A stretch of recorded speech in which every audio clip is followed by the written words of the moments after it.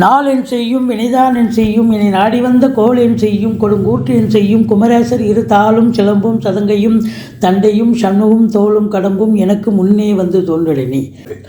நாம் இப்பொழுது இந்த எபிசோடில் வார ராசி பலன்கள், கிரகங்கள் வாக்கிய பஞ்சாங்க அடிப்படையில் எப்பேற்பட்ட பலன்களை ஒவ்வொரு ராசிக்கும் வழங்கப் போகிறது என்பதை பார்க்கலாம் வாங்க. மேஷ ராசி காலபுருஷனுக்கு முதல் ராசி அஸ்வினி பரணி கார்த்திகை முதல் பாதம் உள்ளடக்கியது. செவ்வாய் பகவான் ஆட்சி பெறும் வீடு. இப்பொழுது செவ்வாய் பகவான் மகரத்தில் உச்ச நிலை பெற்று ராசியை பார்க்கிறார். ராசியில் 9க்குடைய குரு பகவான் ராசியில் அமர்ந்து இருக்கிறார். ஸ்தான பலமும் சிறப்பாக இருக்குது. பார்வை பலம் அப்படின்னா 5, 7, 9 பார்வை பலம். இந்த ராசிக்கு இந்த வார கிரகங்கள் எப்பேற்பட்ட பலனை வழங்கப் போகிறது அப்படின்னு பார்த்தீங்கன்னா நல்லா இருக்குமா, இல்லை சூப்பராக இருக்க போகுது அப்படின்னு சொல்லலாம். ஏன்னா சனி பகவான் கூட 10க்குடையவன் 11ஆம் இடத்தில் ஆட்சி பீடத்தில் இருக்கிறார். ராகு 12ஆம் இடத்தில் இருப்பது வெளிநாடு சம்பந்தப்பட்ட விஷயங்களை அனுகூலத்தை தரக்கூடிய அமைப்பு. இப்படி கிரகங்களுடைய சஞ்சார நிலை சிறப்பாக இருப்பதால் இந்த வாரம் இந்த மேஷ ராசியில் பிறந்த அன்பர்களுக்கு சிறப்பாகவே அமையப்போகிறது. கௌரவம், புகழ், அந்தஸ்து, செல்வம், செல்வாக்கு உயரப்போகிறது.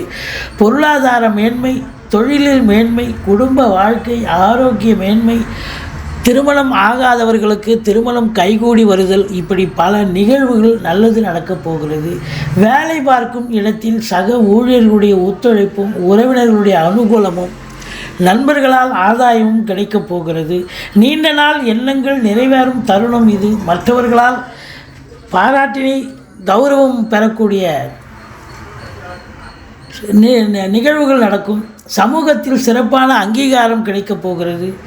எப்படி பார்த்தாலும் உங்களை பொறுத்தவரையிலையும் 5ஆம் இடத்தை குரு பார்க்கிறார். குலதெய்வத்தின் அனுகிரகம் உங்களுக்கு பரிபூர்ணமாக கிடைக்கும்.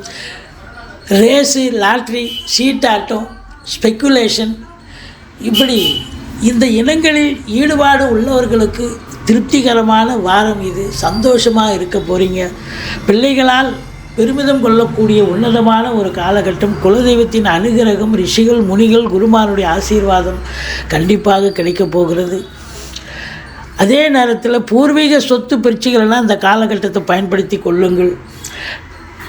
பிள்ளைகள் இல்லாதவர்களுக்கு, அதாவது குழந்தை பாக்கியம் இல்லாதவர்கள் குழந்தை பாக்கியம் கைகூடி வரக்கூடிய காலகட்டம். திருமணம் ஆகாதவர்களுக்கு திருமணம் கண்டிப்பாக கைகூடி வரும். நண்பர்களால் ஆதாயம், நண்பர்கள் வட்டாரம் விரிவடையும். உறவினர்களால் ஆதாயம். நீங்கள் வேலை பார்க்குற இடம், தொழில் பண்ணுற இடம், உத்தியோகம் பார்க்குற இடம், எல்லா இடத்துலையும் உங்களுக்கு ஆதரவு பெருகும் என்று சொன்னால் மிகையாகாது. கூட்டு தொழில் செய்பவர்களுக்கு கூட்டாளிகளால் நன்மைகள் கிடைத்து கூட்டு தொழில் சிறந்து விளங்கக்கூடிய தருணம் இது.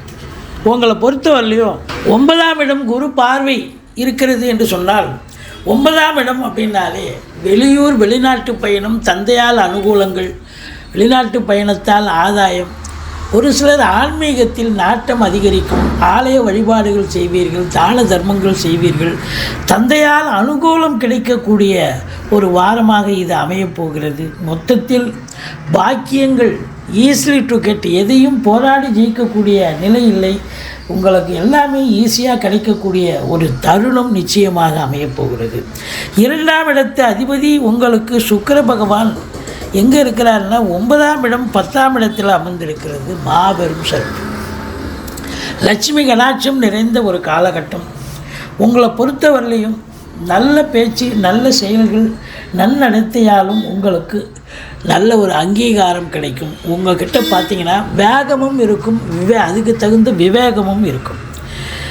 வெளிநாடு செல்லக்கூடிய அன்பர்கள் தாராளமாக போங்க, நல்லதே நடக்கும், எந்த ஒரு குறையும் இல்லை. மற்றவர்கள் உங்களை பஞ்சாயத்துக்கு கூப்பிடுவாங்க, மற்ற குடும்பத்தில் இப்படி பஞ்சாயத்துக்கெலாம் நீங்கள் போக வேண்டாம்.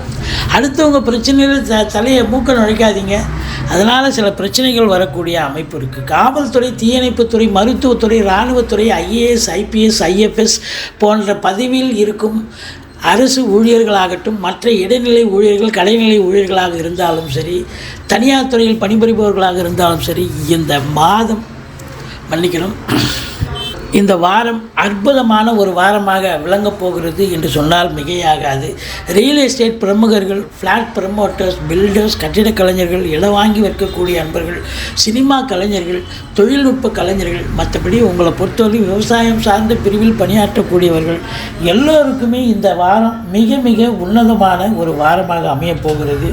இந்த ஃபேன்சி ஸ்டோர் வச்சுருக்கிறவங்க, ஜுவல்லரி ஷாப் வச்சுருக்கிறவங்க, அதில் பணியாற்றக்கூடியவர்கள், அரசு கருவூலம், அரசு வங்கி, தனியார் துறை, இன்சூரன்ஸு போன்றவற்றில் பணிபுரியக்கூடியவர்களுக்கும் இந்த காலகட்டம் மிக மிக சிறப்பாக இருக்க போகிறது. வெளிநாட்டு விஷயங்கள் உங்களுக்கு அனுகூலத்தை தரப்போகிறது என்று சொன்னால் மிகையாகாது. நீங்கள் தொட்டதெல்லாம் தொடங்க போகிறது.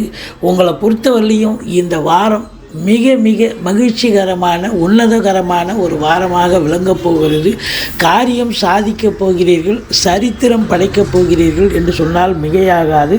நீங்கள் வணங்க வேண்டிய தெய்வம் அப்படின்னு பார்த்தீங்கன்னா பிள்ளையாரை வழிபாடு செய்யுங்கள், துர்க்கையை போற்றுங்கள். உங்களை பொறுத்தவரையிலையும் இந்த இளைஞர்களுடைய தேடல்கள், அதாவது ஒரு இன்டர்வியூ அட்டன் பண்ணுறீங்க, இல்லை வேலை வாய்ப்புக்காக போகிறீங்க, இல்லை ஸ்போர்ட்ஸில் கலந்துக்கிறீங்க, நீங்கள் அதில் சாதிக்கக்கூடிய ஒரு அற்புதமான ஒரு தருணம், ஒரு வாரம் அப்படின்னே சொல்லலாம். தந்தைக்கும் உங்களுக்கும் ஒரு சிலருக்கு கருத்து வேறுபாடுகள் வந்தாலும் சொந்த தொழில் செய்பவர்களுக்கு ஒரு உன்னதமான முன்னேற்றகரமான ஒரு வாரமாகத்தான் விளங்கப் போகிறது என்று சொன்னால் மிகையாகாது.